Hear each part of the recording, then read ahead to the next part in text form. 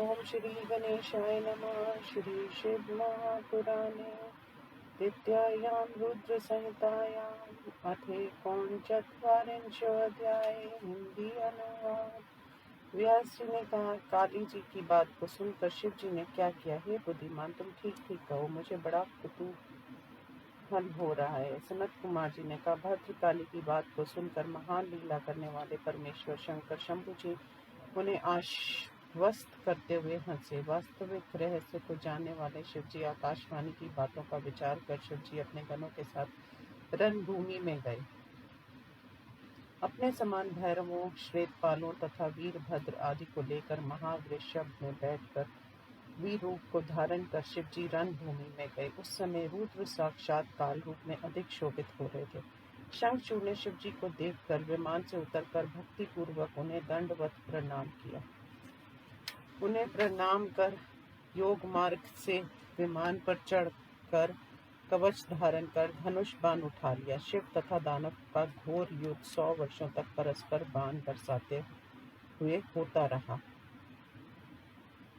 शंखचूड़ कठोर बाणों को बरसा रहा था। शिवजी उन्हें अपने बाणों से काटते जा रहे थे। महारुद्र विरूपाक्ष, दुष्टों को दंड देने वाले, सज्जनों के रक्षक, क्रोध से उसके अंगों को सहस्त्र समूह से पीड़ित करते थे।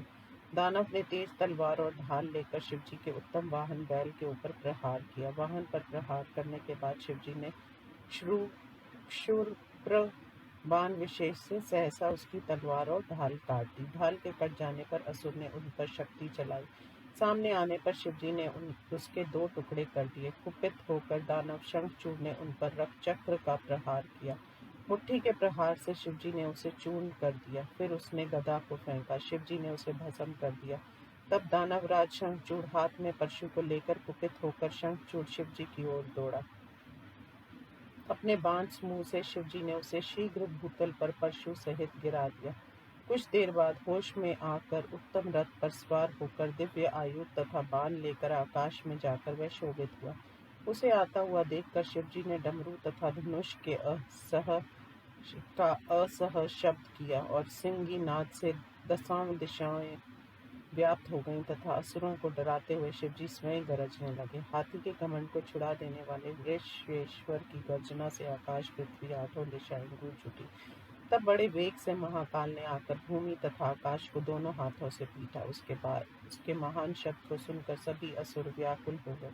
क्षेत्रपाल ने भी अशुभ सूचक ठेका लगाया। भैरव ने भी उस महायुद्ध में सिंह गर्जना की। रणभूमि में भयंकर महान कोलाहल होने लगा। चारों ओर वीर शब्द सुनाई पड़ने लगे। उन तीक्ष्ण भयकारक शब्दों से सभी दानव भयभीत हो गए। ये सुनकर महाबली दानवराज कुपित हुआ। जब शिवजी ने अरे दुष्ट खड़ा रहे कहा, तभी अन्य देवताओं तथा उनके गुणों ने जय जयकार की। उसके बाद प्रतापी दंपपुत्र ने आकर शिवजी पर आग की लपटों के समान भीषण शक्ति फेंकी।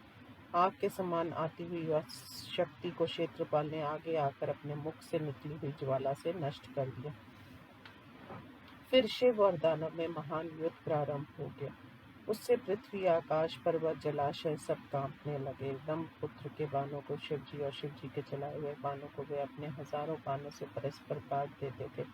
तब कपित होकर शिवजी ने त्रिशूल से उसे मारा। उसके असह्य प्रहार को वह सहन न कर सकने के कारण मूर्छित होकर भूमि पर गिर गया। थोड़ी देर बाद होश में आकर वह असुर धनुष लेकर बाणों से शिवजी पर प्रहार करने लगा। अपने 10,000 भुजाएं कर के प्रतापी शंखचूड़ ने सहसा 10,000 चक्रों से शिवजी को ढक दिया। तब महान दुर्गति के नाशक दुर्गापति शिव ने कुपित होकर शीघ्र ही अपने बाणों से उन चक्रों को काट दिया।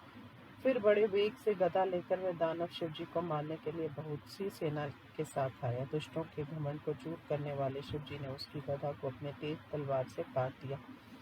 अपनी गदा के कट जाने पर वह दानव अत्यंत कुपित हुआ और उसने तेजस्वी असह प्रज्वलित शूल को हाथ में ले लिया।